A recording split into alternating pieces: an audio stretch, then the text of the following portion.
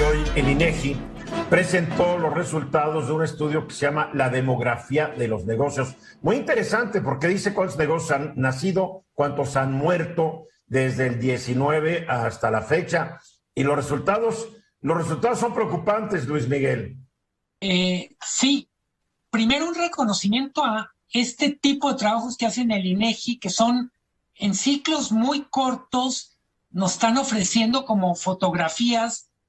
Yo diría, hablamos mucho y se vuelve casi una abstracción que 2020 fue la mayor crisis que ha vivido México por la caída del PIB. Se dice también con cierta facilidad que ya es un hecho la recuperación y se pone como evidencia el número de empleos.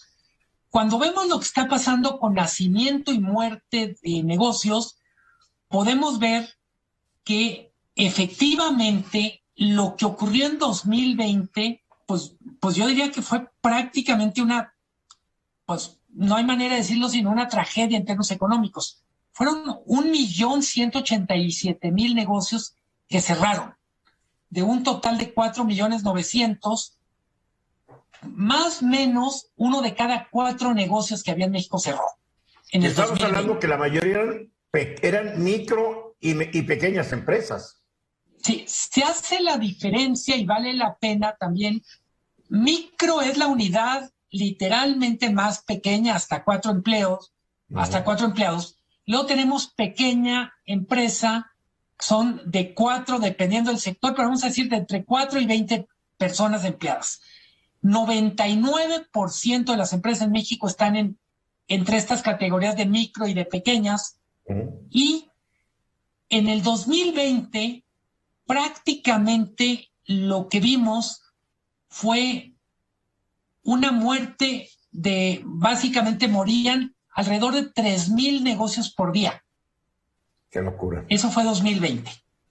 Y ya 2021, la fotografía termina en el primer semestre, se reduce la mortalidad de los negocios, pero sigue siendo muy alta. Siguen muriendo más de 1,500 negocios al día. Se compensa parcialmente con la estadística que nos debería alegrar un poco más, que tiene que ver con nacimientos de negocios. Ahí, ¿qué es lo que tenemos? En 2020, de negocios que se abrían por cada uno que cerraba. Es decir, si cerraba uno, o mejor dicho, si cerraban 2 negocios, cuando mucho habría uno. Ahora ya ha sido emparejando el marcador. Desde mi punto de vista, y ahí quiero abrir la conversión con ustedes, todavía nos falta, más allá de los números, entender las razones por las que un negocio muere. Tenemos, por ejemplo, en ciudades donde hay mucha violencia, pues simplemente hay negocios que dejan de funcionar porque no quieren pagar extorsión, porque no pueden operar en condiciones de violencia. En otros casos, los negocios cierran simplemente porque a lo que se dedicaban ya no es viable. Pienso en el impacto en el comercio al menudeo que tuvo el boom de empresas tipo Amazon, Mercado Libre, Alibaba. Y, por supuesto, tenemos el cierre de negocios que fue forzado por la pandemia, por ejemplo, en entidades como Quintana Roo. A Quintana Roo, en el mapa nacional, le corresponde el dudoso honor de ser el estado donde hay más mortalidad de negocios. En el periodo más del 40% de los negocios que había cerraron. 40% en esa zona. Qué bárbaro. Bueno, es porque el turismo se desplomó. Claro, obviamente van a quebrar negocios y podemos conjeturarlo, ¿no? Pero sí se necesitaría un estudio más profundo. Falta de demanda por productos y servicios de un consumidor que ya no tiene mucho dinero.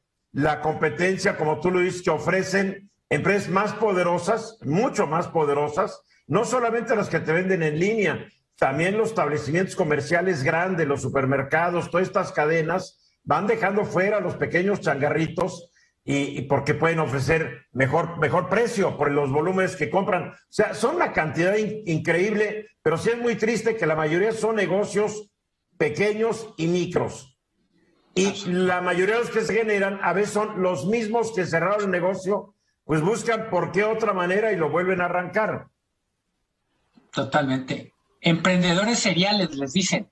Emprendedores seriales, sí. A ver, César.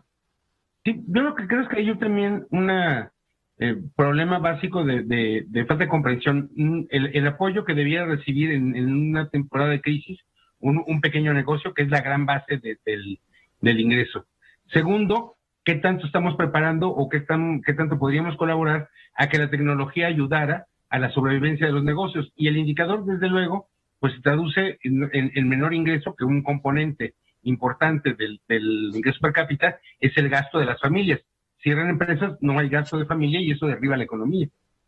Bueno, el argumento del gobierno de no ayudar a las empresas cuando vino la crisis es que no iban a rescatarlas porque había que acordarnos de todas las grandes empresas que fueron rescatadas por los gobiernos neoliberales. Pero aquí se les olvidó que tal vez podían haber ayudado a todas estas micro y pequeñas empresas que están constituidas por este pueblo bueno y generoso que tanto quieren.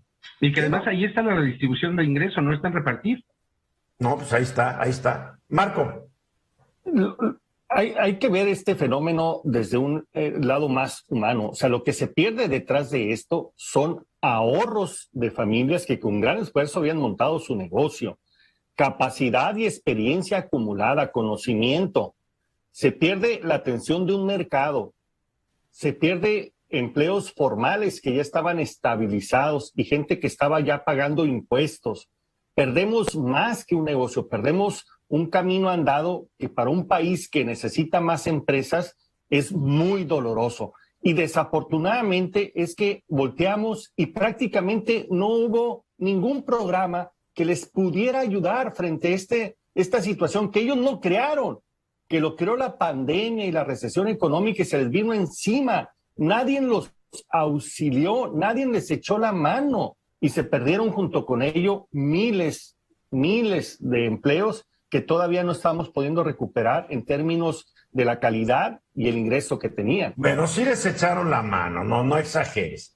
Les dieron 25,000 pesos que eran créditos que tenían que pagar.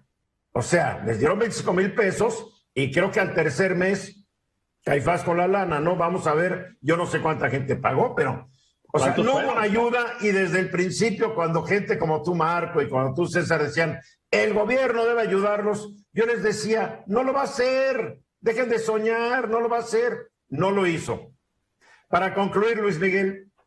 Que tener esta estadística que nos está diciendo, yo diría, lo dinámico que es el comportamiento de las empresas, el desbalance que hay, todavía siguen muriendo más empresas de las que nacen. Sí. Creo que es el primer paso para tener una política pública de pymes. Economía está tratando de impulsar medidas diferentes, por ejemplo, reglamentar los pagos de empresas grandes, empresas pequeñas. Son buenas piezas de un rompecabezas que de todos modos requiere una visión más completa. Insisto, cuando vemos las cifras, bien, tenemos que irnos a la parte humana, que es lo que dice Marco, totalmente. Muy bien, muy bien. Vamos a los mensajes. Esta fue una producción de Grupo Fórmula. Encuentra más contenido como este en radioformula.mx.